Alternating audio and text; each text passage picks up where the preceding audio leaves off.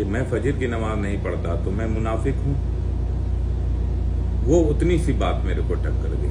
پھر میں نے ویڈیو تو بھگا دی. اب مجھے وہ ویڈیو نہیں ملی، کہاں ہے کدھر ہے مجھے نہیں پتا. میں نے لائک بھی نہیں کیا اس ویڈیو کو. شیطان ایسا کرنے کو آپ کو بولتا ہے ہٹاؤ اس سب چیز کو، گانا وانا دیکھو. لیکن وہ بات مجھے ٹکر گئی. پھر میں نے سرچ کیا کہاں حدیث ہے. تو میں جب سرچ کیا تو مجھے صحیح بخاری میں ملا، صحیح حدیث مسلم میں ملا. میرے کو اس میں پتہ چلا، اس میں جو ہے یاد کروں تو شاید 1382 نمبر کی حدیث ہے صحیح مسلم کی، اور کوئی